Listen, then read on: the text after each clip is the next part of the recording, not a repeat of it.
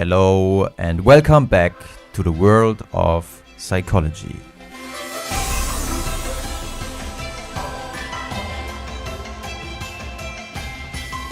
Influencing consumer behavior via music, effects of speed, volume and pitch level.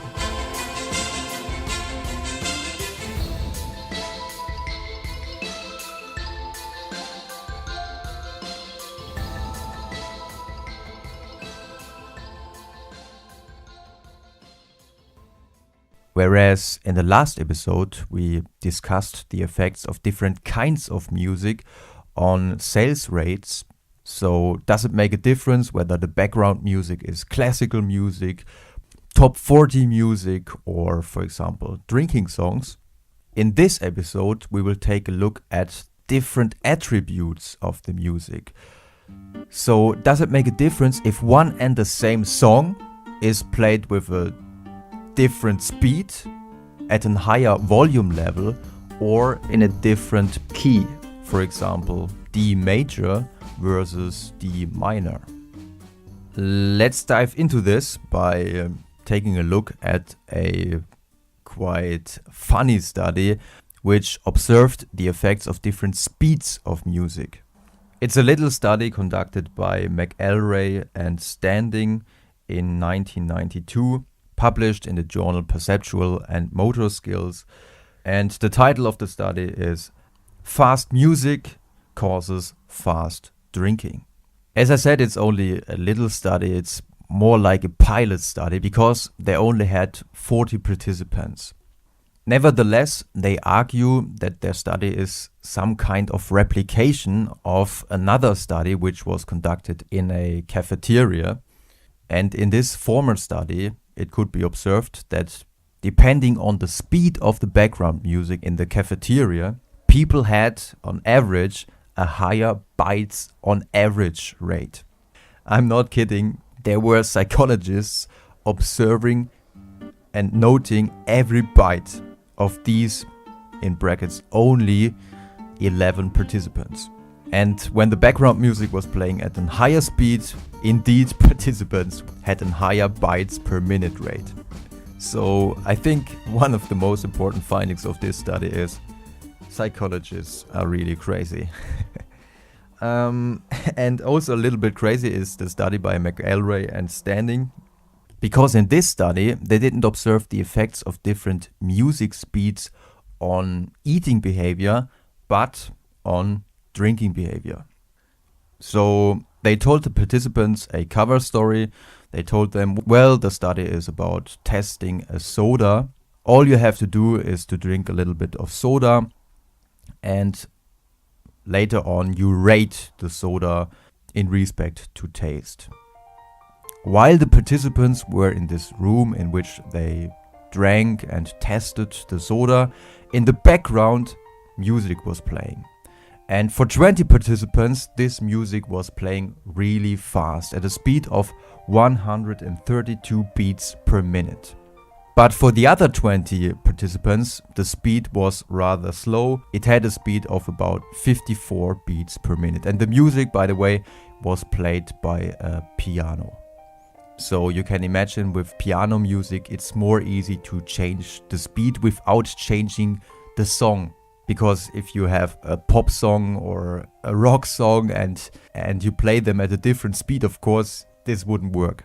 But with piano music, this works. And what they found was indeed a kind of replication of the cafeteria study. Because when the music was playing really slow, people were drinking slow.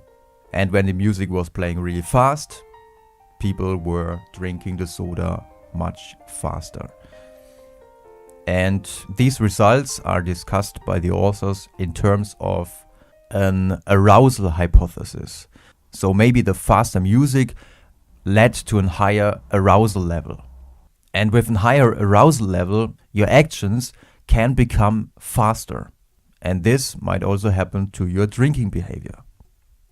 So a very funny but very small study, because they only had 40 participants.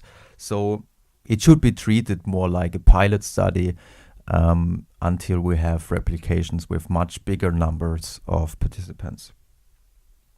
From a methodological point of view, the next study is much better because they not only had more participants, all in all they had 120 participants, but they also conducted their study in the field. So it was not a study in the sometimes unreal conditions of a laboratory, but it was conducted in the real world. And this time it was not about the speed of music, but it was about the volume of music. And the study was conducted in 2 French bars. So imagine you enter a bar and the volume level is either quite normal, about 72, in the other bar it's been 75 decibel, or you enter the same bar and the music is much louder. At this time 88 decibel or 91 decibel. What do you think? In which condition would you order more drinks? Or do you think, the volume level, it doesn't matter. I drink as much as I want. And of course, I'm not influenced by the volume of the music. No way. Well, the participants of the study seemed to be influenced because when the music was really loud, they ordered on average 1 drink more than when the music was at a usual level. 1 drink more is quite a huge effect. I mean, if you're the owner of a bar, increase the volume. The authors of the study, which was conducted in 2004, again blame the arousal for this effect. In my opinion, there might be a more simple explanation. I think, and this is just my experience, maybe the participants were just not able to talk to each other any longer. I mean, you probably experienced this as well. If you go somewhere where there's really loud music, it's almost impossible to have a talk.